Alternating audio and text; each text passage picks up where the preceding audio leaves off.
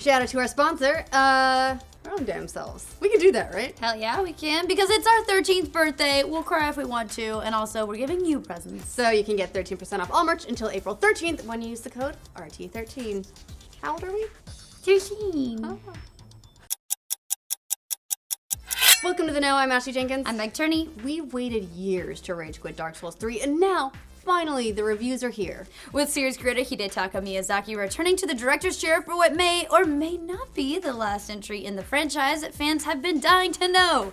Is it good? Well, minus the fans who've already watched the dozens of streams out there spoiling nearly the entire game, but you know, everyone else. It's true. For those of you who are still in the dark about Dark Souls 3's quality, you might be happy to know that the early verdicts are pretty damn good. I was gonna say very pretty damn good, and that doesn't make any sense. That makes all kinds of sense. The game is currently sitting at a 90 on Metacritic between PS4 and PC. Now, there aren't any major Xbox One reviews for the game at the time of this video, but that's probably because From Software sent out PC and PS4 review copies since the game performs just a little bit better on those platforms. Slam! Or, you know, of course, maybe they couldn't find any Xbox anywhere in Japan. Double slam! If you're worried about how the game plays on Xbox One versus PS4, Digital Foundry did do a hands-on performance breakdown of both console versions. They found that Dark Souls 3 makes a number of visual concessions on Xbox One, dropping its native resolution to 900p and also edging down shadow and motion blur quality. However, they conclude that none of these cuts dampen the quality of the experience to any radical degree, and it's perfectly enjoyable on Xbox One as is.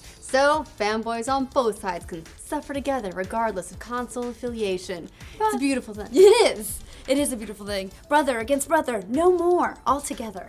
Back to the reviews, guys. The 90 Metacritic average for Dark Souls the Third seems to hold steady with the rest of the franchise. Demon Souls racked up an 89 for the series debut, Dark Souls held the line with 89, and Dark Souls 2 sported a 91. And while Bloodborne isn't technically part of the series, we gotta throw it in there because it's basically the same game, just with some Victorian horror. And its Metacritic score is a 92.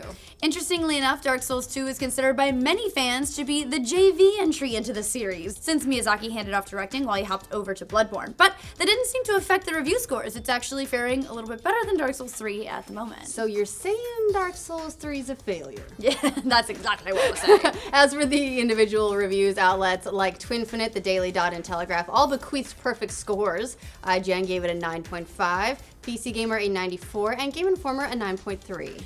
On the contrarian end of the spectrum are GameSpot dishing out an 8 out of 10. Oh, so low. And Polygon with a 7 out of 10. Haters gonna hate, kids. The biggest question, of course, is how this game's dodge, rolling, slashing, hacking, and rage-quitting matches up to that of previous titles, and the general consensus seems to be that Dark Souls 3 is up to the monumental task. According to Game Informer, Dark Souls 3 successfully replicates the winning formula of the Souls series, a wondrous combination of majestic boss battles, incredible layered environments full of secrets, and precise combat that can make other action RPGs difficult to play once you've mastered the art. And others agree. The Telegraph, for instance, writes, while the original Dark Souls remains a legendary game, Dark Souls 3 is a worthy successor to the name. Where Dark Souls 2 felt like a step off the beaten track in terms of design, Dark Souls 3 ties all the iconic conventions that the series is known for in grand fashion, even if it all feels rather familiar. This feels rather familiar statement is kind of the crux of the issue for most Dark Souls 3 reviews. Many were more than happy to tackle the series staples for yet another outing, but some did find the formula to grow a little bit stale.